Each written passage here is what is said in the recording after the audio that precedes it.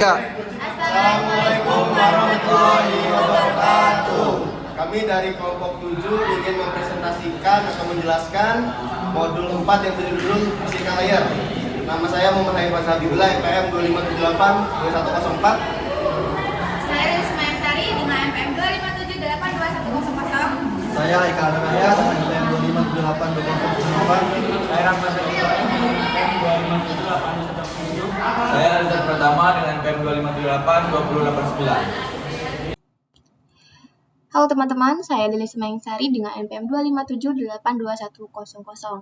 Nah, di sini saya mendapatkan bagian chapter 4 pada bagian 4.1 yaitu tujuan dari fisika layar. Oke, di sini kita akan membahas materi-materi tentang lapisan fisik, bagaimana perangkat itu bisa terhubung ke jaringan kabel-kabel tersebut, dan bagaimana data sebenarnya dikirim melalui kabel ataupun sinyal. Oke, langsung saja yang pertama kita ke 4.1. Nah, di sini ada the physical connection. Nah, sebenarnya koneksi fisika layar ini berada di lapisan paling bawah pada modul OC, di model TCP atau IP. Nah, bagian ini masuknya ke network access. Nah, tugas utamanya ini adalah mengirimkan data dalam bentuk bit, yaitu angka 1 dan 0. Angka 1 dan 0 melalui media jaringan. Nah, media jaringan ini bisa berupa kabel, terus cahaya, atau gelombang radio. Nah, gelombang radio itu kayak apa sih? Kayak wifi contohnya. Terus kalau cahaya kayak fiber optik. Kalau kabel banyak ya, seperti UTP. Banyak pokoknya. Nah, nih. Di sini ditunjukkan juga 1, 2, 3. Lalu ada wired connection to wireless router. Nah, di sini ada network interface card niche. Oke.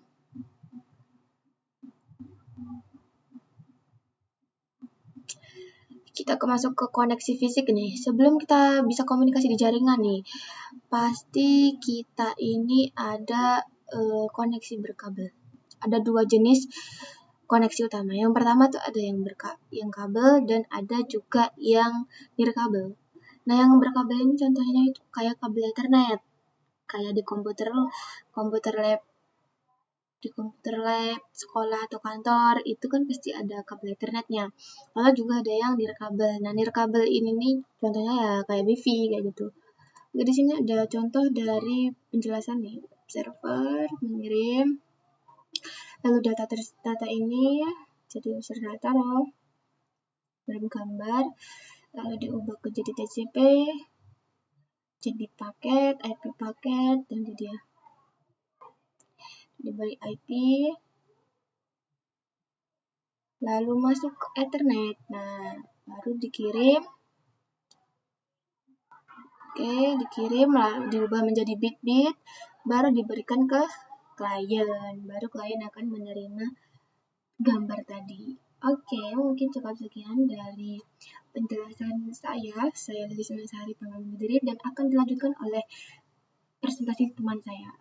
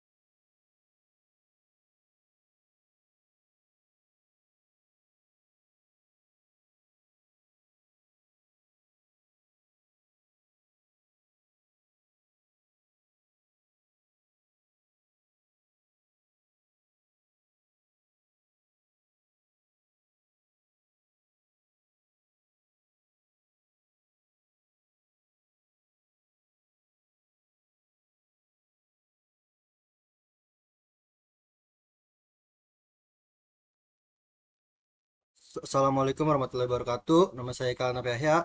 Oke, jadi di sini saya akan membedah materi dari modul 4.3 yaitu tentang copper cabling. Nah, atau pengkabelan tembaga.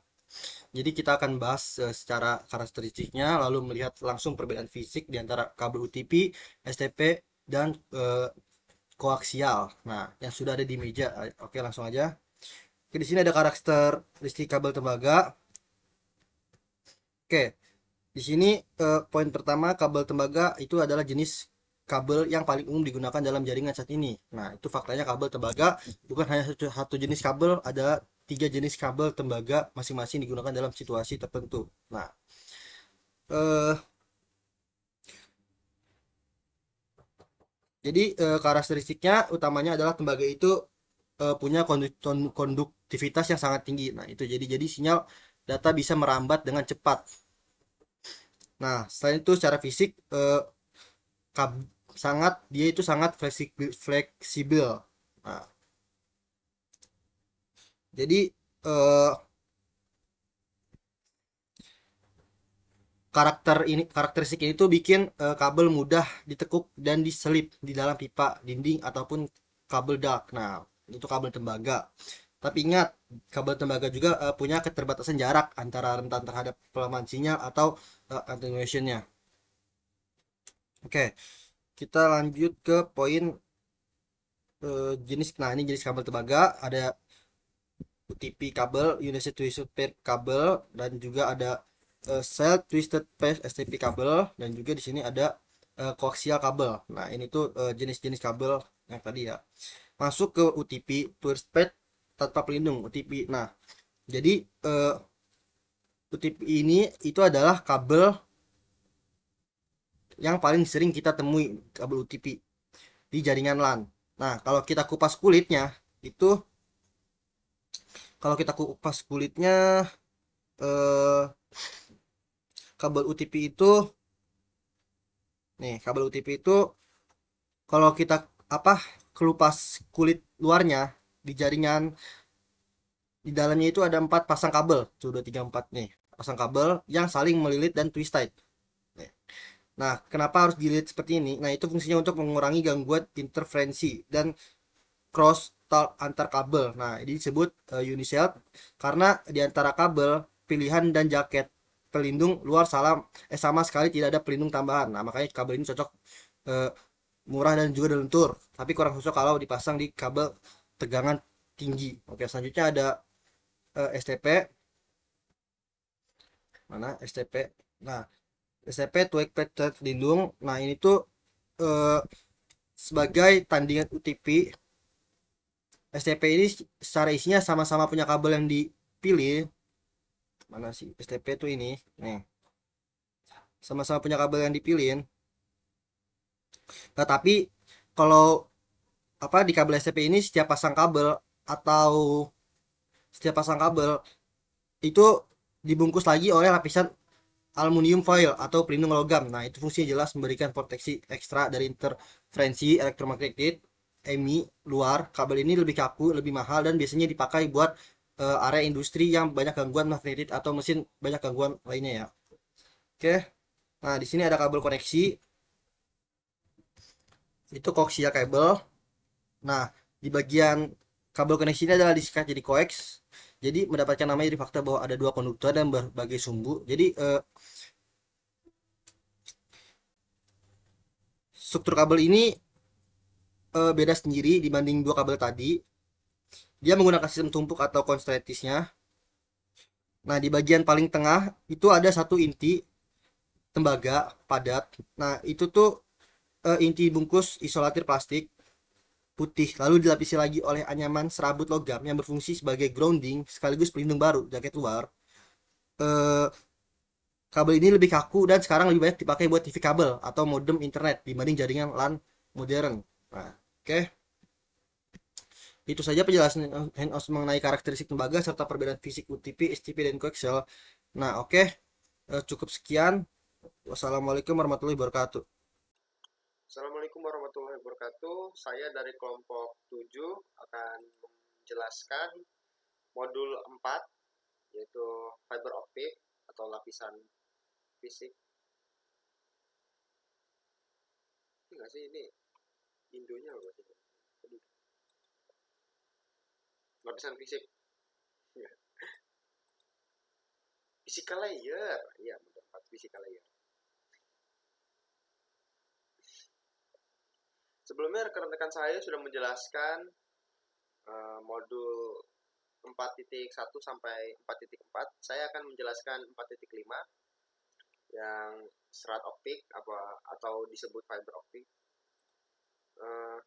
Fiber optik itu seperti yang telah dipelajari, kabel serat optik ini adalah jenis kabel lain yang digunakan dalam jaringan. Karena harganya mahal, kabel ini tidak umum digunakan seperti sebagian jenis kabel tembaga. Namun, kabel serat optik memiliki beberapa sifat yang menjadikan pilihan terbaik dalam situasi tertentu.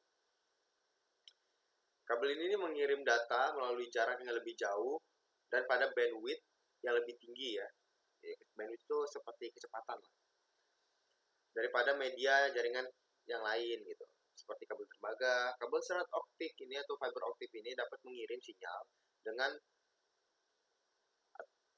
atenuitas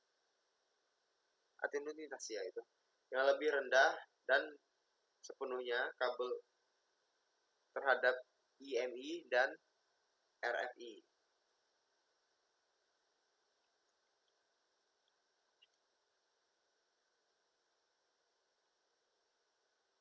Nah, ini jenis-jenis media serat ya. Kabel fiber optik umumnya diklarifikasikan menjadi dua jenis, yaitu fiber optik mode tunggal sama yang multi mode. Ini yang serat ini ya, mode tunggal ya. Dia satu, diameternya seperti ini.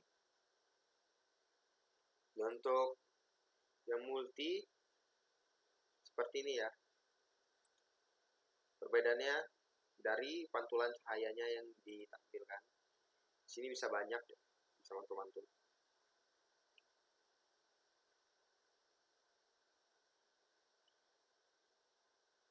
Multimode fiber add different angles so bigger, and because they can power low cost improve bandwidth. Terus penggunaan kabel fiber optik digunakan di 4 jenis industri, yaitu jaringan perusahaan, yaitu digunakan untuk aplikasi pengkabelan tulang punggung dan menghubungkan perangkat infrastruktur. Terus fiber to the home atau FTTH digunakan untuk menyediakan layanan broadband yang selalu aktif ke rumah dan usaha kecil. Terus jaringan jarak jauh digunakan untuk penyediaan layanan untuk menghubungi negara antar kota dan kota. Terus jaringan kabel bawah laut digunakan untuk menyediakan solusi berkecepatan tinggi dan berkapasitas besar yang andal dan mampu bertahan di lingkungan bawah laut yang keras hingga transoceanic. Konektor fiber optik itu konektor serat optik mengakhiri ujung serat optik.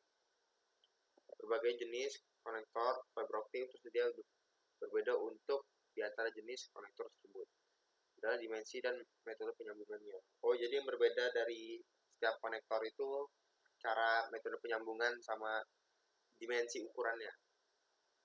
Nah, ini yaitu konektor ujung lurus seperti ini bentuk ujungnya. Dan ini SC ujungnya 2. Untuk LC ujungnya seperti ini ya. Sampai baru-baru ini cahaya hanya dapat merambat dalam satu arah melalui serat optik. Dua serat diperlukan untuk menggunakan operasi duplikat penuh. Kabel PEX fiber optik. Kabel fiber PEX digunakan untuk menghubungkan perangkat infrastruktur. Penggunaan warna membedakan antara kabel PEX single mode dan multi mode. Selubung kuning untuk kabel fiber single dan oranye atau biru muda untuk multi. Nah, ini kuning untuk tunggal, ini untuk multi, oranye. Ini multi, ini tunggal. Nah, ini untuk perbandingan fiber optik dan kabel UTP pada umumnya ya. Jadi bandwidth yang didukung itu biasanya kabel UTP cuma nyampe 10 MB sampai 10 GB. Sedangkan untuk fiber optik itu bisa 10 MB sampai 100 GB. Dan jaraknya kalau untuk UTP itu relatif tinggi, relatif pendek ya, 1 sampai 100 meter saja. Untuk fiber optik itu bisa nyampe puluhan kilometer. Dan kekebalan terhadap IMI dan RF itu rendah, sedangkan untuk UTP-nya rendah ya kekebalannya. Dan untuk fiber optik itu tinggi, soalnya kabel sepenuhnya. Dan kekebalan terhadap bahaya listrik untuk UTP rendah, dan untuk kabel secara optik tinggi. Dan biaya media dan konektornya kabel UTP lebih unggul sih, soalnya terendah, sedangkan untuk secara optik tinggi. Dan diperlukan keterampilan instalasi UTP rendah dan fiber optik itu paling tinggi, soalnya susah. Saya kebetulan sudah praktik, susah banget ngelepasinnya. Tindakan pencegahan keselamatan itu rendah, dan untuk fiber optik itu juga tinggi ya.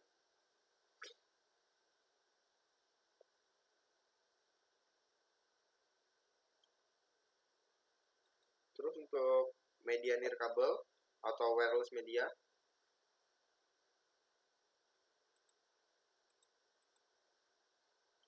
properti sifat-sifat media nirkabel, yaitu area jangkaunya itu luas ya. Terus gangguan, jaringan nirkabel rentan terhadap gangguan dan dapat terganggu oleh perangkat umum seperti telepon nirkabel rumah, tangga, beberapa jenis lampu neon, dan oven microwave, dan komunikasi nirkabel lainnya. Dan keamanan, jangkauan komunikasi nirkabel tidak memerlukan akses ke media fisik. Oleh karena itu, perangkat dan pengguna tidak berwenang mengakses jaringan dapat mengakses transmisi. Keamanan jaringan merupakan komponen utama dalam administrasi jaringan nirkabel. Media bersama, WLAN atau WLAN beroperasi dalam mode half duplex, yang berarti hanya satu perangkat yang dapat mengirim atau menerima data pada satu waktu. Media nirkabel digunakan bersama oleh semua pengguna nirkabel. Banyak pengguna yang mengakses WLAN secara bersamaan mengakibatkan penurunan bandwidth untuk setiap pengguna. Nah, yang saya sebutkan tadi itu keterbatasannya ya.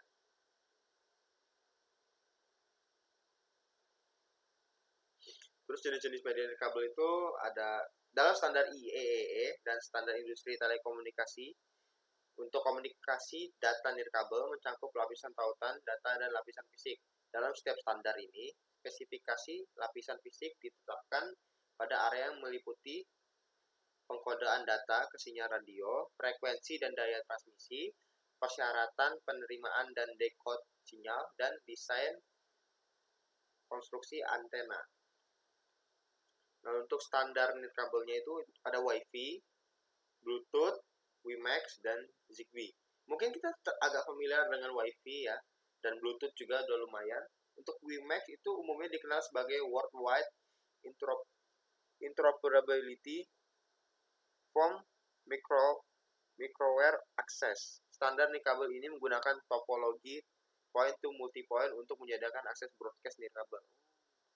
Dan Zigbee adalah spesifikasi yang digunakan untuk komunikasi yang dengan laju data rendah dan daya rendah. Spesifikasi ini ditunjukkan untuk aplikasi yang membutuhkan jangkauan pendek, laju data rendah, dan masa pakai baterai yang lama. Zigbee ini biasanya digunakan untuk lingkungan industri IoT atau sekedar untuk lampu nirkabel, untuk pengumpulan data perangkat medis. Terus jaringan LAN nirkabel. Implementasi data nirkabel yang umum memungkinkan perangkat untuk terhubung secara nirkabel melalui LAN. Secara umum, WLAN membutuhkan perangkat jaringan berikut, yaitu access point dan ablator NIC, network interface card kalau nggak salah NIC itu namanya ya, nirkabel.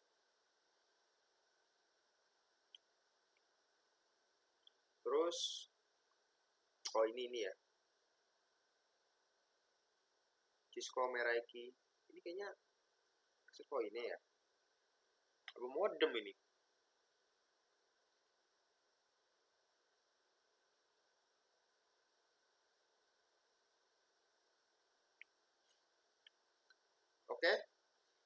sekian dari saya. Mungkin saya menjadi penutup untuk kelompok 7. Jika ada kesalahan atau penjelasan yang belibet dan terbata-bata, saya minta maaf. Assalamualaikum warahmatullahi wabarakatuh.